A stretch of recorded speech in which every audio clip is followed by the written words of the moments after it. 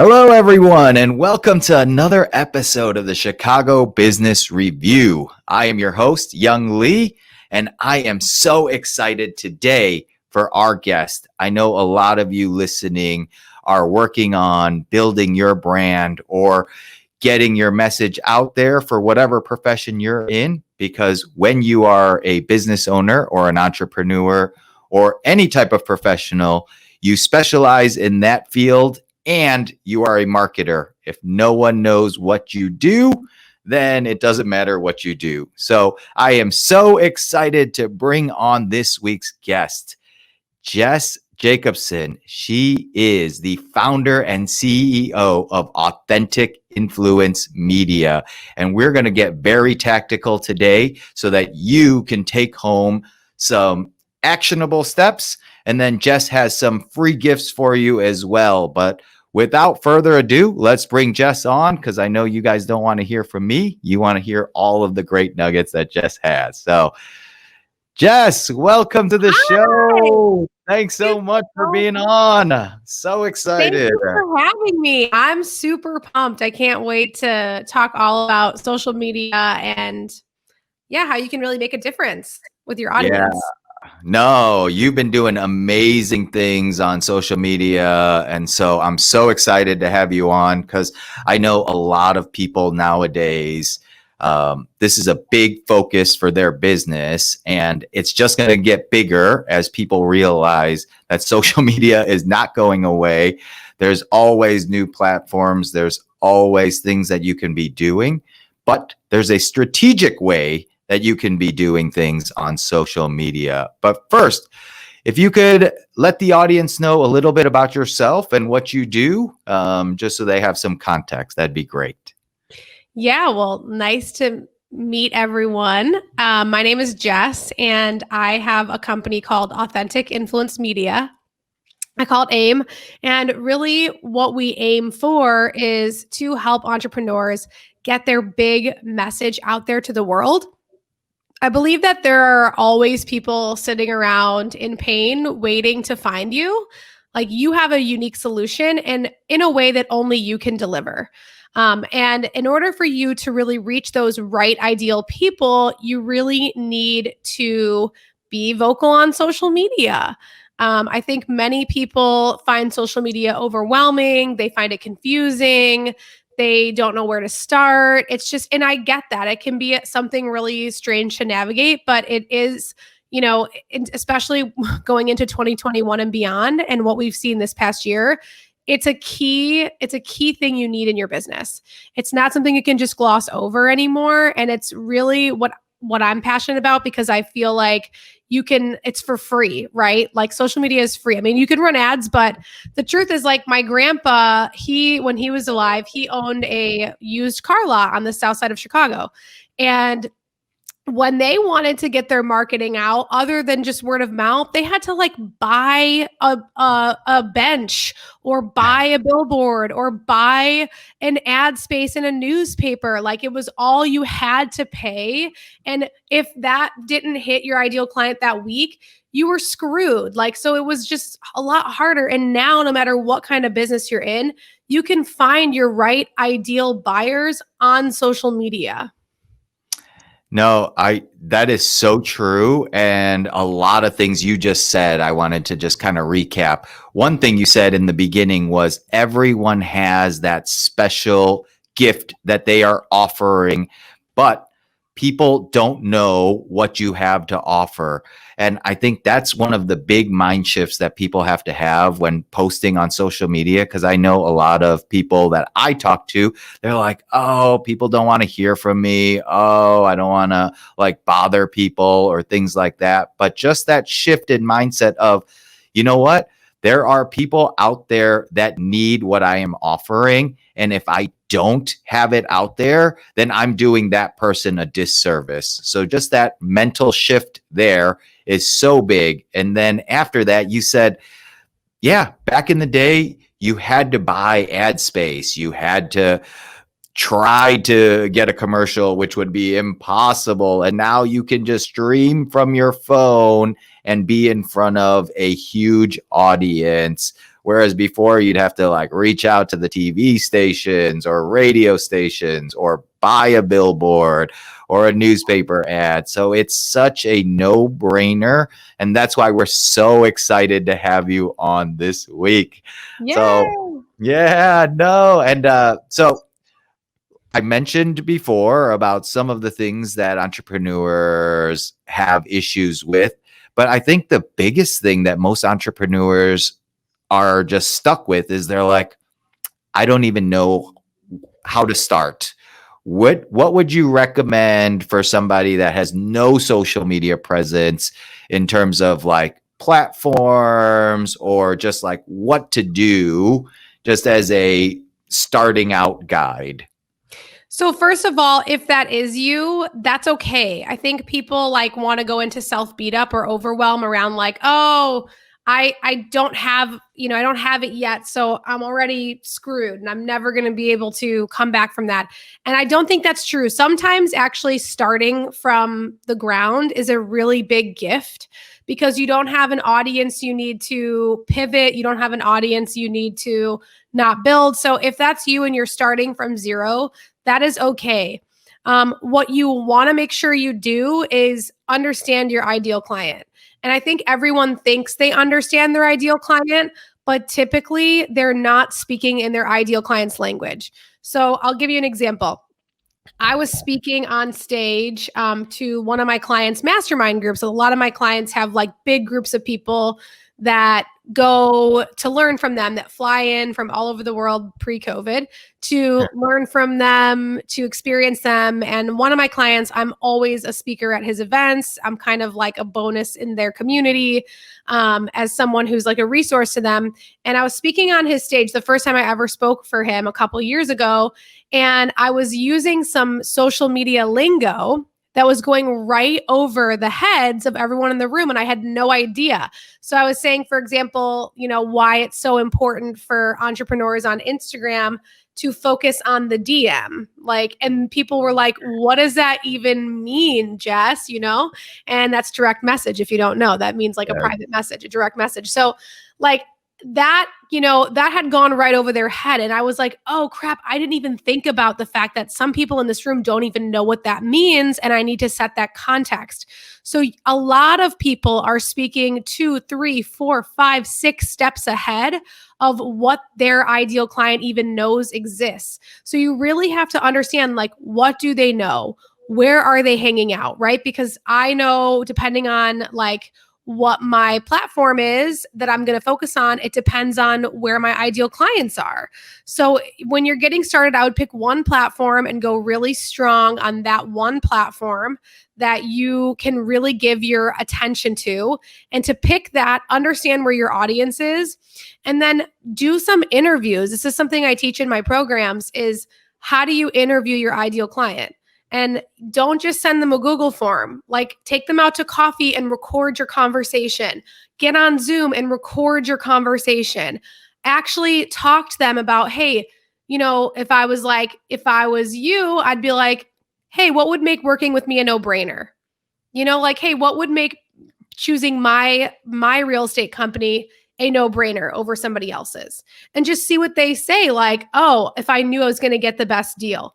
Your person might not say that. They might say, if I knew I could really trust you to help me get the most quality place.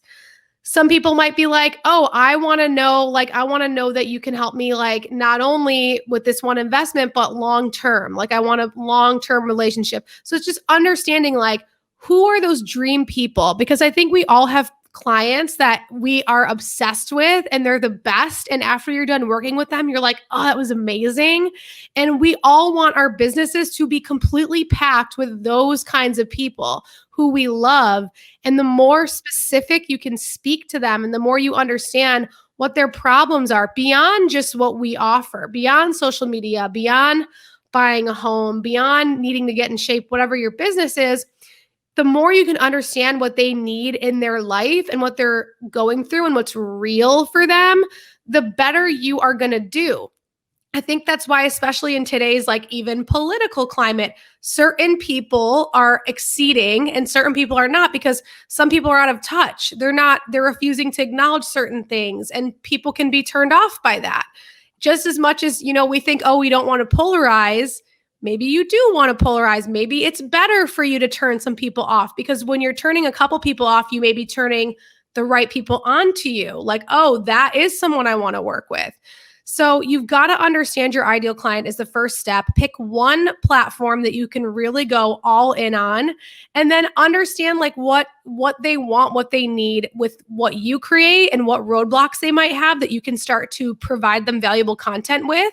And then also like what else is going on in their life? What's real for them right now? This is a really challenging time for most people. And how can you show up in a way that serves them in other areas too? Man, that was a lot of great information. So that was very helpful in terms of first, pick your ideal client and then figure out what they want and target a message to that. And you gave great suggestion about like interviewing them. Like you have these people that you've worked with, that you loved the experience, and probably they also enjoyed the experience. And so why not lean on them and use them as a resource? Because if they like certain things, if they liked, either the way that you treated them or the result that they got, just try to pick their brain in terms of what it was that motivated them to work with you, and tailor that message so that you attract other people like that. And the other thing I feel like a lot of people have a problem with is they're like, oh, I don't want to turn people off. And you mentioned that as well, is like, in order for you to find your group of people or your tribe or your ideal avatar client, you inevitably are going to turn other people off, because if you serve everyone, you end up serving no one. So make sure you know what your message is and what you want to attract, and put that out there. So that was so helpful, I thought. Yeah. Thanks. And I think too, with the turning people off, it's like, I think we just have to stop thinking that everyone's going to like us. This is a problem in our society. This is something we teach our kids, like, oh, don't be like that. Be nice and polite to everyone. You do want to be nice and polite, but you also don't need to like everyone. You don't need to please everyone. Like, this is something that's a greater issue, but especially when it comes to marketing, like, you do not need to please everyone. And you can have more than one ideal client. So like, I'm not a fan of spending $5,000 or $2,000 on an avatar course where they have you create a fictional person.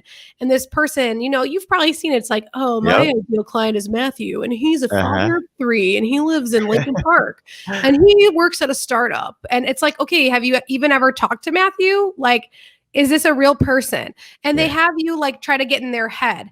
Why would we ever do that? Just find the person that you like and interview them. Like, and you can have different people. Like, I have like multiple different clients that I go back and interview all the time because they've actually worked with me. I love them. Or I had one ideal client that I'd been trying to land for like 2 years, and the timing was just not right. But I wanted to know, like, what would make working with me a no-brainer? I'm like up leveling. I want your type of person. You're fabulous. Like, how can we make this work? Like, I want to get in your brain. And she did an interview with me. I interviewed her for probably like 20 minutes. And it was an amazing interview. We had so much fun. And by the end of the interview, she was like, I want to enroll in your program. Like, it wasn't even a sales call. We were just talking and I was getting to know her. And then after she enrolled, first of all, I sent her a gift. I always like to give someone a gift if they're doing something like that for me, which is just straight up like giving me their time for their knowledge of this type of stuff. Sent her a gift, which she loved. And then she was set up for such a win with me because I knew everything she wanted. Like, I knew what was holding her back. I knew what her vision was. I knew what would make social media a no-brainer for her. And I really understood like what kind of, like, this is going to sound weird, but what was her favorite show to binge watch? Because then when we had our first VIP day, I emailed her stuff and sent her a funny like little GIF of the Gilmore Girls, which was her favorite thing. she forgot I even asked her that question. And she was like, this is so crazy that, Gilmore Girls is my favorite. I'm like, yeah, you told me. Like, and I Yeah. remembered. It's a relationship building. So I think that, like, just to highlight that, just getting people on the phone, taking them out to coffee, spending that quality time with them, and asking them, like, also one thing that was so valuable to me when I started this process was asking my clients what was the most valuable thing they got from me. It was different than what I thought it was. Like, it was totally different than what I thought it was. So it's like, yeah, I know that I'm valuable to them in other areas, but what do they find valuable from me?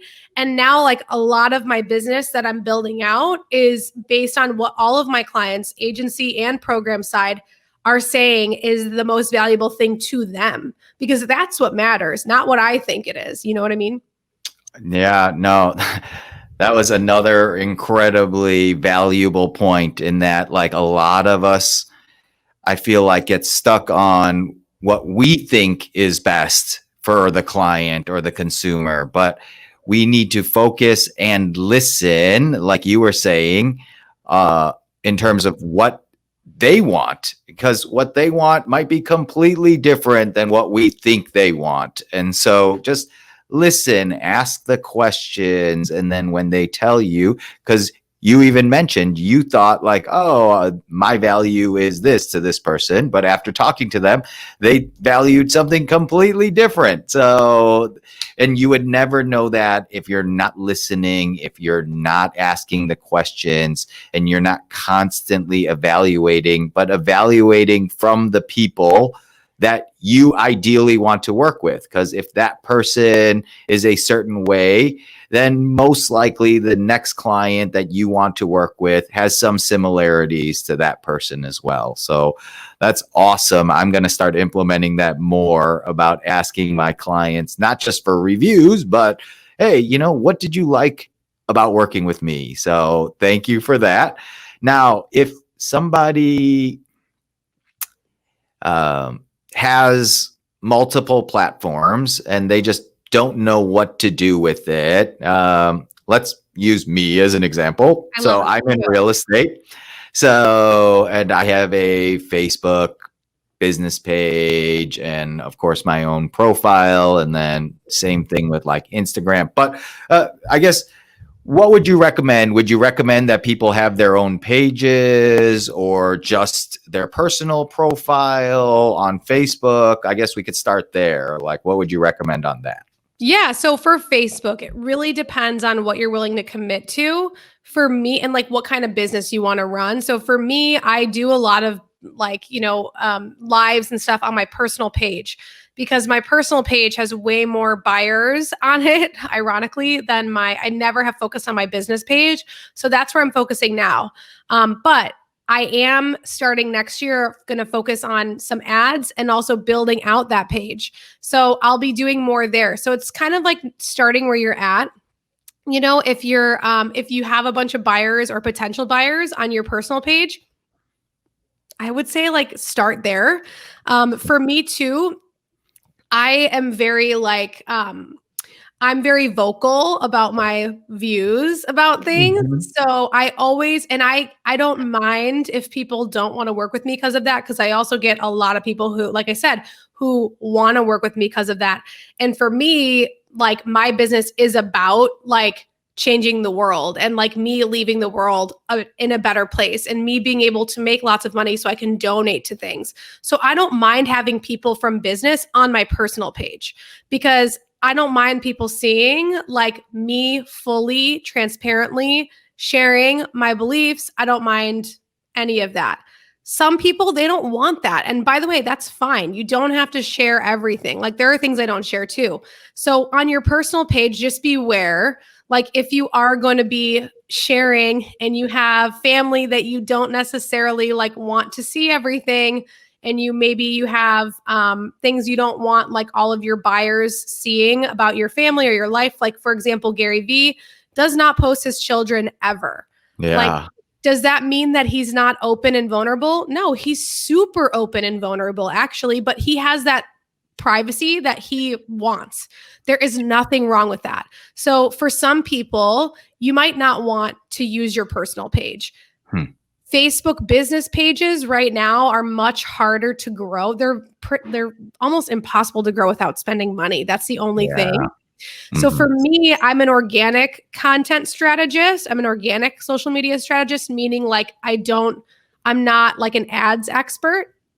I know plenty of ads experts, and ads and organic are completely different mindsets, copy, assets. Like what converts through an ad is not something necessarily that's going to go well as an organic piece of content, just something to keep in mind. So if you're really ready to rock it out on your business page and you want to run some ads, even if it's just some small ads, then you can do the business page. I think it's really important to have also like just make sure that you have two-factor authentication set up, just a safety tip on all of your platforms, because there's like crazy hackers out there right now. And it's really hard to get your Facebook back. I know from experience, unfortunately. Wow. So be really careful with that. But I would just say it depends on what kind of business you're in and where are your buyers. So my buyers they add people on personal pages on Facebook. So I show up a lot on the personal page side. Now for you, for real estate, people might not be doing that. It's one of those things where you kind of need to interview your ideal client, or because I'm familiar with the area that we live in, Facebook, your personal page might be really good because that's where people are hanging out, and you get better reach on your personal page because Facebook prioritizes personal pages. Like one thing that could be cool for you to do if you wanted to, like when you launch this podcast, is it could be cool for you to create a Facebook group of like local Chicago business owners, like a network where people can share like what they do and problems they're having, or like some sort of community centered around being like supporting other local businesses and like networking. That could be a really cool opportunity for you. And then you're the leader of that group as someone who is able to help people find their homes. So then they're already trusting you. So there's many different ways you can do it. I think probably in real estate, if you're friends with a lot of your old buyers, your personal page could be great. Interesting. Yeah, no, that was very helpful. So, and then like the difference, I think you were saying, is that like the Facebook business page, you can use to like run ads, but you cannot run ads on your personal page, correct? You cannot. Yeah. So long-term strategy, you will need a business page if you want to run ads. And that is the best way to like get opt-ins into your email list. Also, if you're a local business, I'm an online business. So like meaning my clients are all over the country or the world. Like one of my clients is in Puerto Rico. I've worked with several people in the UK. Half my clients are in San Diego. I actually have 0 clients in Chicago. Like most of my network is other places. So for me, like I don't like running ads is more of like a targeting psychographics versus like the demographics. But if you are a local business, like if you're local like you, I could see running ads being a super beneficial thing because you can really target like, this is the person I want to work with. This is where they live. This is the type of home or lifestyle they're looking for. Kind of like we were talking about on our initial call that we had too. Yeah. Like you can also target, hey, I know my ideal client is, just making this up. Like you could just be like, my ideal client is, I'm going to use myself in like 3 years. My ideal client is Jess. She lives in Lincoln Park, which is where I want to live. And she has this beautiful condo. I'm just, future pacing myself. That's right.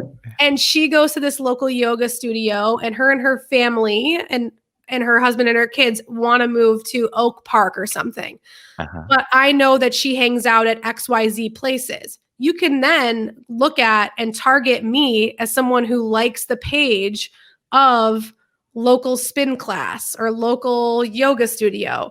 And that's how you can also get some more people. If I looked at your page through an ad and I was like, ooh, this content's really valuable. That's where organic comes in. Then, because that's the problem, is I see many people spend all this money on Facebook ads and then they have no like valuable content on their business page. So you want to make sure your pages have content so that when someone comes to your page, they're like, ooh, this is for me. I'm being spoken to. I'm getting a lot of value out of this. Oh, that was awesome. No, I thought that was very helpful, and I'm going to actually look into starting that Facebook group as well. So, because that was a great idea.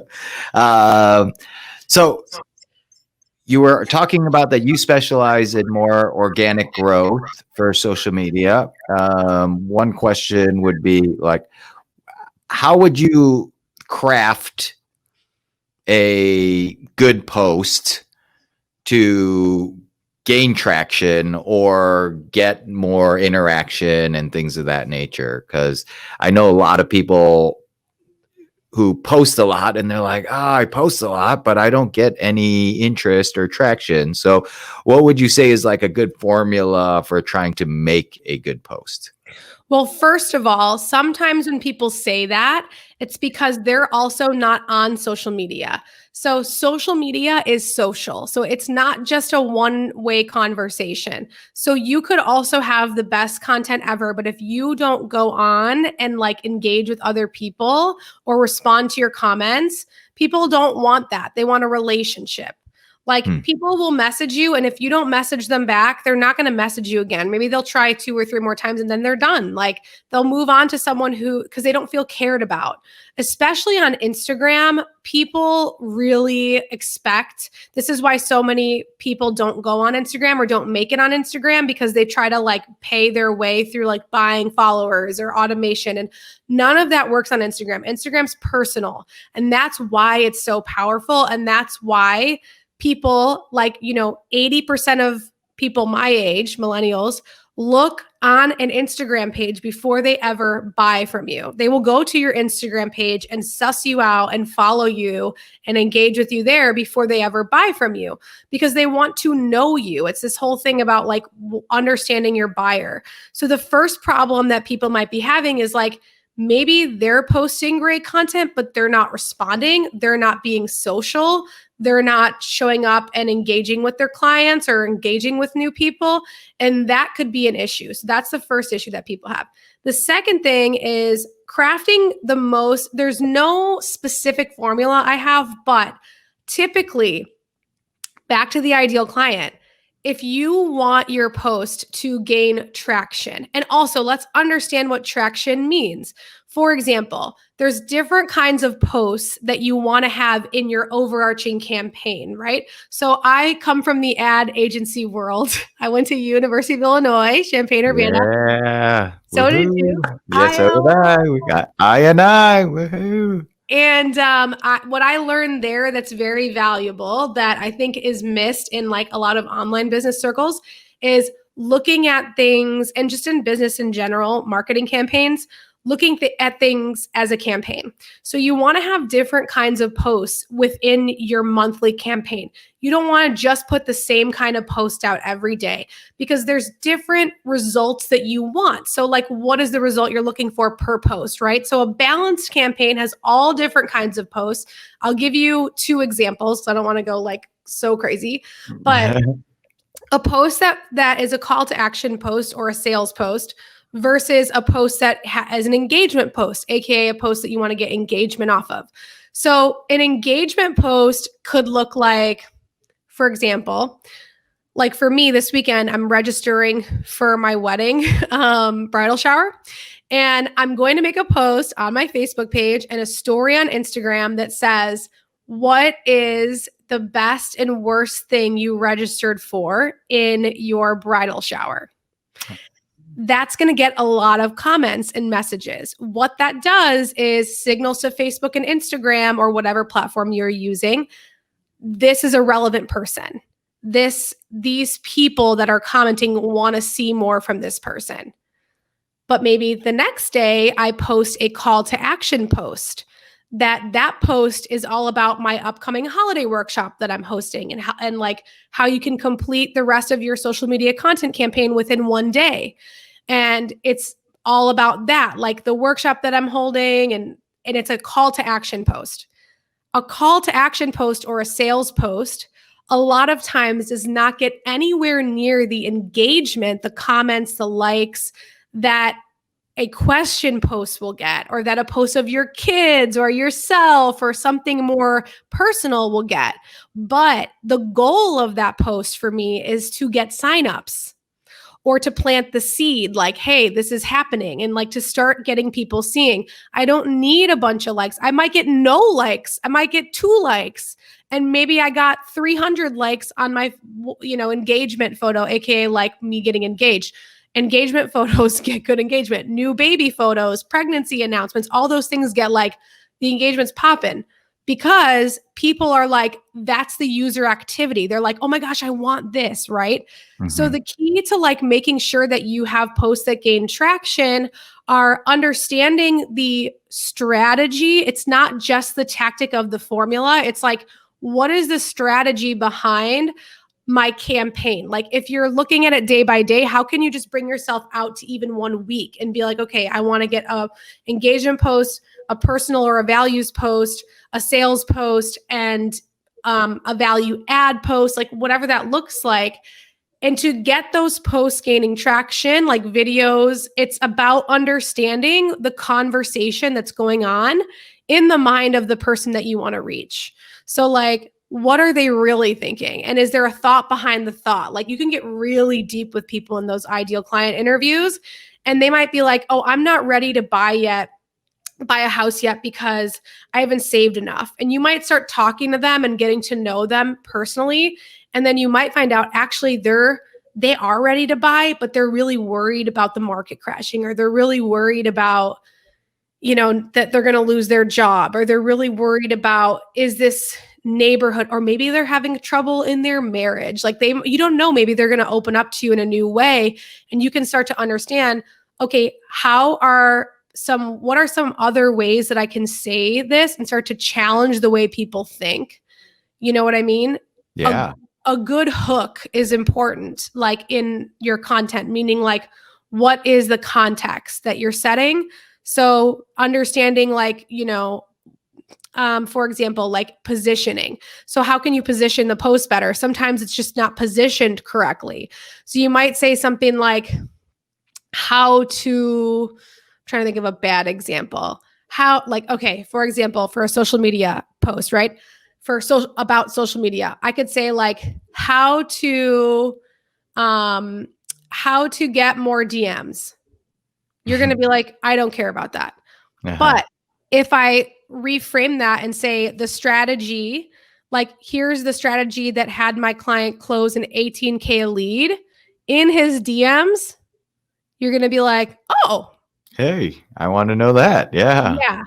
So it's about positioning. So you want to make sure, I just said a lot, but the first, to recap, the first thing is be social on social media. Like, nobody wants to talk to a bot. Like, it's when you are just a bot on social media, if it's the same feeling as if you call the airline and you're talking to a robot. Like, it's the worst. And I know that's where the world is going, but I do believe that the personal connection is going to like be something that's really, really valued by people in the future. And we do buy on emotions. It's fact. Like, if you look at any psychology book, if you talk to any lead salesperson, it's emotions. That's what it is. And if someone has a relationship with you, that is the foundation of a great campaign, a great social media strategy is, are you in relationship? Are you showing up for them too? Or are you just putting out content being like, oh, I hope someone engages, but I'm never there to build a relationship? It's relationship building from the foundation. Up from that, it's understanding and having a well-rounded strategy where you have different components that are meant to do different things, and you just manage your expectations around, oh, my call to action post sucked. Okay, well, did it suck? Did you get some conversions? Did some people message you? Did some people sign up? Did somebody not comment, but they sent you a message, hey, I want to see this house? Like, that's a conversion. That's amazing. Yeah. So just unhooking from the vanity metrics, like that if something's successful, it has all these likes. And then also baking into your campaign, like some things that are going to get you some engagement that are also fun and valuable and relevant, and making sure that you have all that sprinkled in. Oh my gosh, that was so much information. That's why you guys have to reach out to Jess. She is on Instagram. She's on all social media platforms, and we'll share her contact info in the show notes as well as at the end of the show. But some of the things that you said I wanted to retouch upon is social media is for you to be social. So if you're not interacting, first, people don't like that. And secondly, the algorithm is not going to like it either, because it's showing that, you're not communicating. The more that people comment and like, the more the algorithm shows like, hey, this is gaining traction. We should show this to more people. Whereas if you're not commenting back on your comments, then first, you're insulting the people that took the time to comment for you. And secondly, the algorithm's going to be like, oh, okay, well, this is not that important of a post. Let's find a different one that has more traction.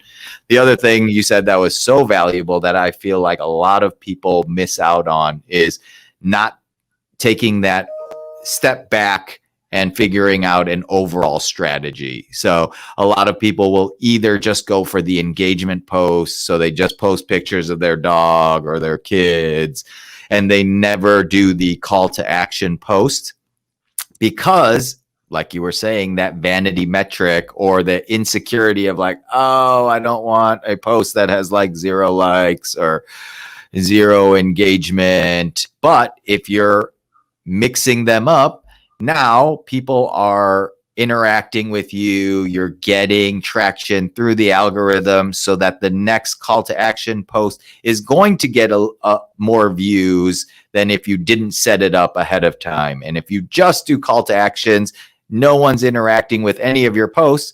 Now the algorithm's like, you know what, this is just garbage content, so we're not going to show it to anyone.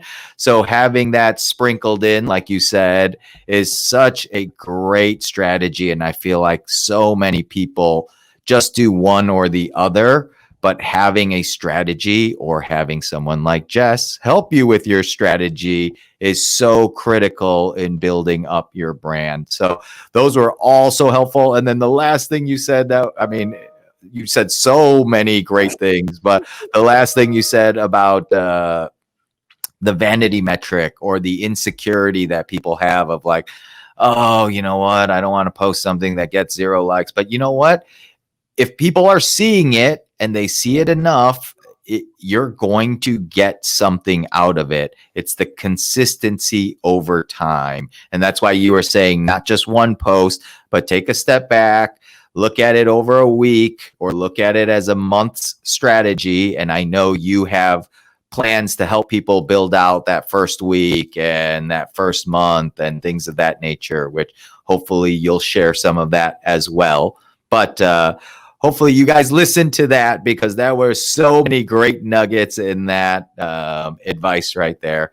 So you helped us out in terms of like how people should post stuff in order to gain traction. Oh, the other thing that's so great is what you said about the bridal party thing and asking the question. The best way to get interaction is to ask a question so that people feel obligated to comment with a response. Whereas if you're just like, oh, I'm signing up for, my wedding registry, people aren't going to say, oh, sign up for this or don't sign up for this. So the way you worded it, as well as like the other captioning, like the wording, the hook is so important. So make sure you guys put thought into that when making your posts. It's eye-opening for me because I realize how much strategy is actually involved in creating this content. Now, how often do you suggest people who are trying to build a following or build recognition or a brand post on social media? This is a great question, and it stops people. I think a lot of the questions of like how much, what time, what platform can really stop people. And so I think that for me, I have different views than a lot of other people have, and different experts are going to tell you different things. For example, Gary Vee is going to tell you should post 100 times a day. Right? I And think that throws a lot of people off for it does. sure. And by the way, I agree with him in what he's saying. The sentiment he's saying is if you really want to hit it big on social media, then pump it out, see what people like become a content machine. And I think that's a very smart strategy, but I also think that it's not realistic for everyone. So you have to understand like what do you want to do and what can you realistically commit to right now? Because one of the things that people say to me all the time is like, oh, Jess, I was consistent for a month. I was consistent for a week. I was consistent for 2 weeks. And then I just fell off because I burned out, or then I just fell off because I didn't know what else to say, or I couldn't do it. Like it's just creating social media content is just like when you're going to the gym and you're trying to build a new muscle, or you're trying to do something and build a habit, like get up earlier for a morning routine, or drink more water, or eat healthier. You're gonna fall off sometimes. You're gonna have a hard time at first. So just give yourself permission to fail and don't make yourself wrong. Like, oh, I guess if I can't post 100 times a day or twice a day or once a day even, then it's not even worth it. I want you to look at your calendar. First of all, you want to look at your business goal, right? So let's say your business goal is you want to hit $100,000 in the next quarter, right? And then you're like, okay, where is that coming from? And let's say you want to have 3 leads a week coming to you from Instagram. Okay. So then you start reverse engineering. So what do you need to do to hit that goal? So if you're just getting consistent to get consistent at first, I would say pick something that feels like it's a stretch, that feels like a little uncomfortable, but that you could commit to. So for some people, it's like 4 times a week at first. They're like, oh my gosh, I'm never on social media. I have no idea what to say. I am not going to be on the weekend, and on Fridays I'm off. So I could commit to Monday, Tuesday, Wednesday, Thursday. And that's what I can commit to at first. And that's still a stretch for me. Then I would say, do that.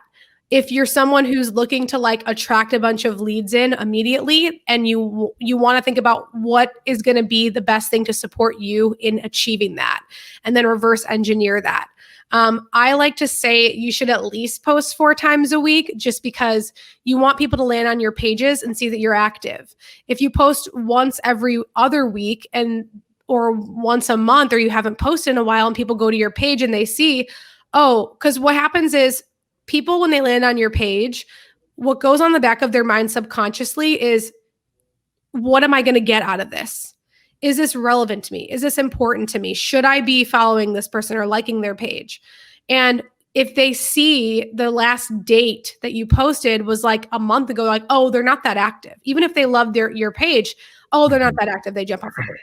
So you want to just look at like, okay, what can you commit to?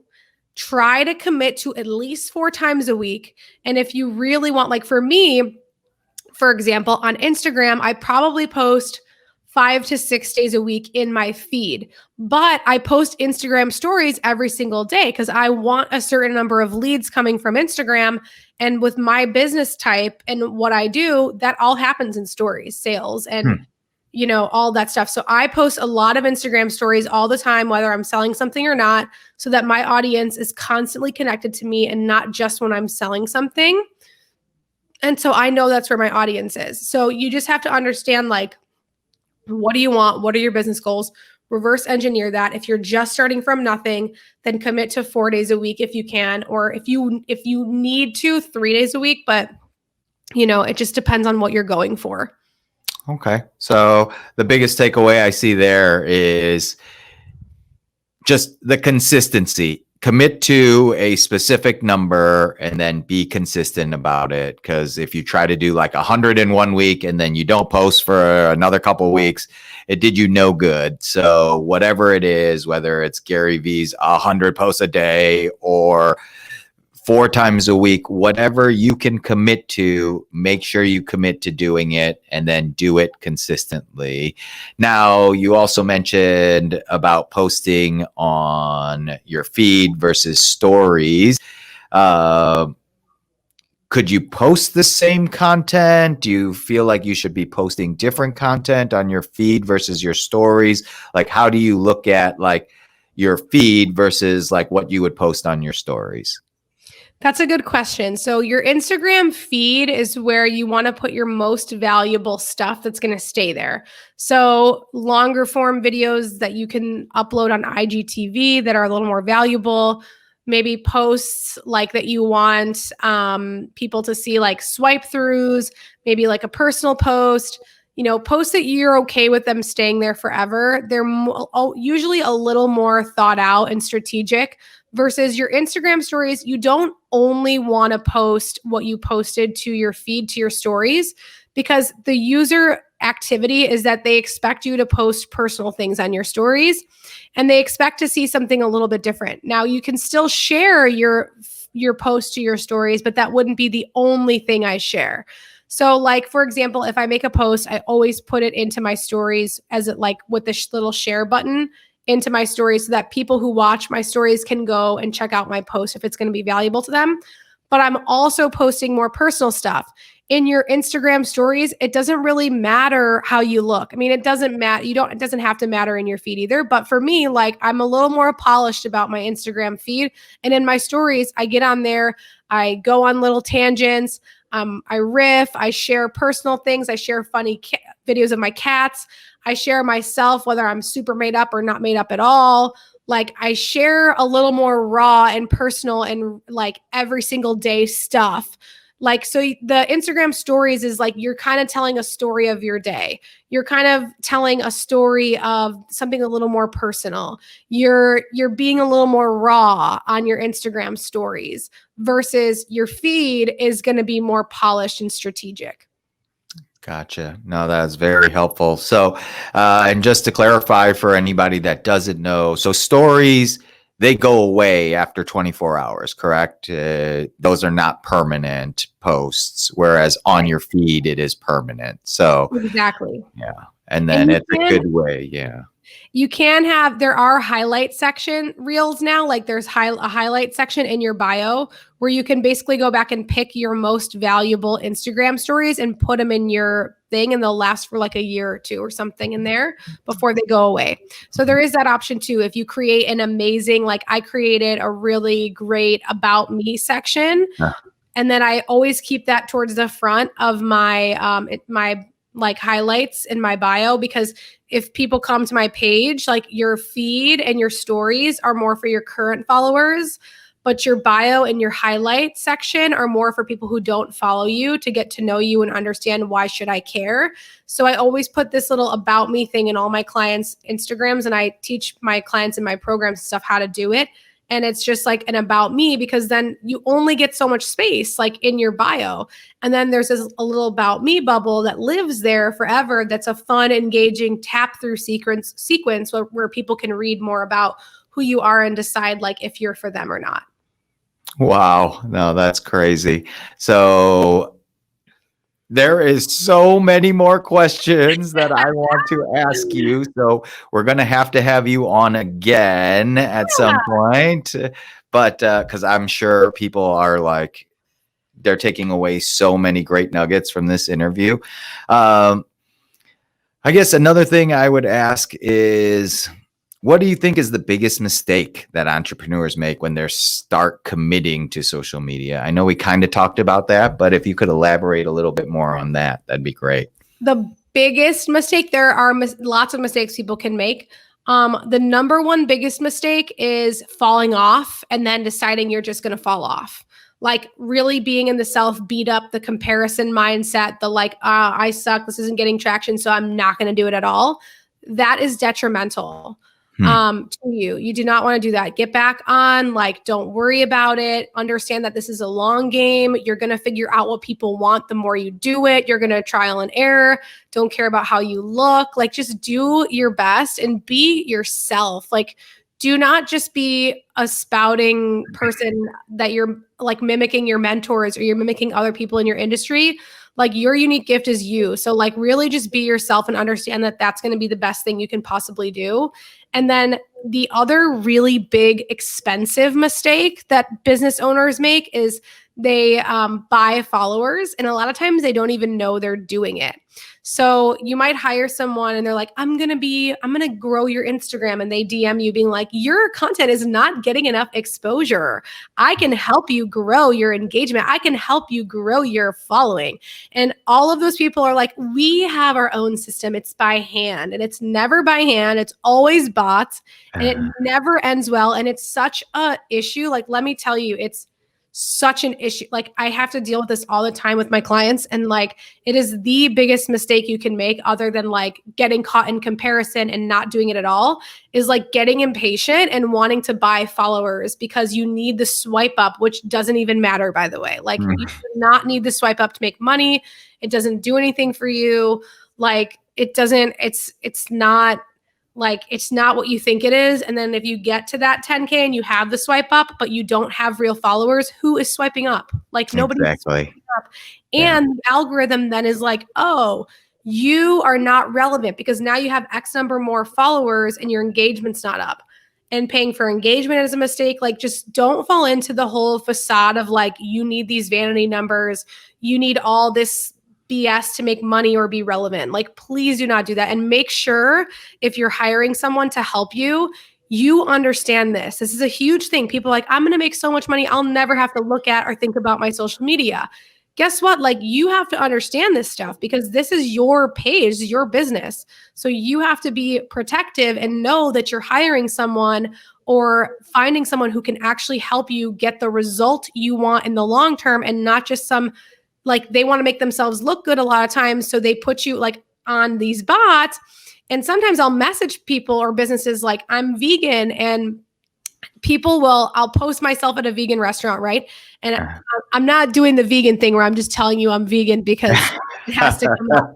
I'm saying this because like, this is how this stuff works, right? So I'll be at a like Handlebar in Chicago, which is a vegan restaurant or a vegetarian restaurant. And I'll tag it, right? And then all of a sudden, out of nowhere, I'm getting all these accounts following me that are like vegan bloggers or vegan businesses. And what they're doing is they're automatically going in and automatically commenting on my stuff, and they'll comment, right? And it's always a fake comment. You can spot fake comments very easily if you're on the app a lot, or a fake message. And I'll go in and I'll message the main account and be like, hey, just wanted to let you know, I don't know who's running your account, but you are on a bot. Like somebody is screwing up your account. Like you really don't want this to be how your account is. And a lot of times people will message me back and be like, thank you so much for letting me know, because I just hired this girl and she's, supposed to be getting me real followers and I had no idea. So that's the kind of stuff you don't want to do. You might think it's a good idea. Like, oh, that's a good idea. I could like do this. But Instagram users are smart. They know and they can tell when a comment is fake or real. Like it's very obvious when someone is doing this. So your users are smart. Don't buy into that. Can you manually do that if you want? Sure. You can go on the location of Handlebar and look at who tagged it and go to their page and leave a genuine comment, or you can hire someone to do it genuinely in your voice. 100%. There's nothing wrong with that. That's a great strategy, but it's got to be like a real life thing and not just like a bot. Yeah, no, those are great tips. I guess I have so many more questions, but two that I just thought of was one, you were saying like, be consistent. Now I have a problem and I know a lot of people might have the same problem, like, oh, you know what? I'm not that creative. I don't know how to think of new posts. Like, where would you recommend people go maybe to help them find, like, what are some resources where they can go? Like, I don't know, like they can check out an app like Flipboard, or like just anything where they can kind of get curated ideas or content that they can utilize to make posts with. Well, I think everyone, especially if you're a business owner, you're a lot more creative than you give yourself credit. Yeah. And I could tell you all these places that you could get curated information, but I will say the best thing you could do is interview your ideal client, because All right. if you're connected to them, then you will be more intuitively in the know on types of content. Like if you just give yourself an hour, and obviously you can attend one of my workshops or join my program and we teach you how to become a content machine. But like you can literally like interview your ideal client and then sit down and block out a time when you do feel creative. Like if there's a certain day of the week or time of day when you feel creative, you just disconnect from everything and just brain dump pen to paper ideas. The other thing you can do is I have this like little notebook on my desk and it's a content pad. This is not a to-do list. This is not where I write down notes from calls. This is only for when I come up with ideas for content. For example, after this interview, I am going to spend 10 minutes, most likely, or even 5 minutes, just writing down some ideas of content I can create based on the questions you asked me. Awesome. This is great after you have a call with a client. This is great after you get interviewed for a podcast. This is great after you feel really inspired about something. And I just have this on my desk all the time to remember. Right now it's blank because yesterday I shot for my podcast. So I had all these ideas from the last week of like podcast ideas. Boom, boom, boom. My podcast also becomes social content. So, you can do that. Another thing you can do if you really are like, oh my gosh, I have no idea at all, you can come up with a couple ideas around like what is going on based on the season you're in. So for example, the holidays are coming up. What do people struggle with home buying around the holidays? Like, is there something, what are the things that goes through their mind when they're like, ooh, I really want to buy a house right now. The interest rates are amazing, but the holidays are coming up and I just don't know if I want to move right now. Like, is this even a good time to buy? Now everybody's buying, the inventory is low. What's going on in their brain and how can you make some relevant content based on the season? Like, or can you do some projections, 2021 projections for the market, 2021 projections for the industry, 2021 projections for the different neighborhoods that you sell in? Like, what are the best places to buy right now? Where are the best places for new couples? Where are the best places for people who are ready to downsize or upgrade? Like understanding what's going on not only with your clients, but also like in the season, literal season of the year is really key. So I would start there even and then brain dump. But I just want to caution people from like doing these like templatized things. I have a couple plans that I sell that I firmly stand behind and have research, but a lot of them where you're just plugging and playing, it can be like detrimental in the long run because you guys are more creative than you give yourselves credit for. You just got to get the ball rolling. Yeah, no, that was actually a great tip. Like, yeah, anytime you have a conversation with a client or something happens, you tend to just kind of forget about it. But those are opportunities. If somebody asks you a question, inevitably someone else might have that same question. So thinking about, okay, how can I answer this question or make content that will be valuable for people that are thinking those types of things or having those questions. So that was extremely helpful. So as you guys can see, Jess is a wealth of knowledge and she has so many great tips. I didn't even get through like half of the questions I wanted to ask and we're already almost at an hour. So I want to be respectful of Jess's time. I promise you we will have her back on the show and we'll ask her some more questions. So please, if you guys have questions, write a review, ask the questions in the comments, and we'll make sure the next time we have Jess on that we'll answer those questions for you. And please, if you guys found value in this episode, if you could like, subscribe, share it with somebody else that might find this valuable, because everyone needs to have a social media presence nowadays, because it is, like Jess said, free marketing. It might change at some point. So do not miss your opportunity to get in on this amazing time where you can get your message out there without without having to pay for it. So Jess, thank you so much. If people want to connect with you, where are some places that they could reach out to you at? I'm happy to come back anytime. So just know that. Awesome. Thank And you. this is my favorite topic. I could talk forever, obviously, on it, but you can connect with me on Instagram. My name is at Jess Jacobsen, and my last name is spelled Jacobsen, not E-N. Owen. That's right. Yes. And you could also, I think I have a 7-day download for you for your next 7 days of social media content. So you guys have to check that out. We'll have that in the show notes. So please check that out. It is a free gift that she is offering. Do not miss out on your opportunity. She's going to outline exactly what you need to do. And then if you want more coaching, if you want to have a strategy call with her, reach out to her.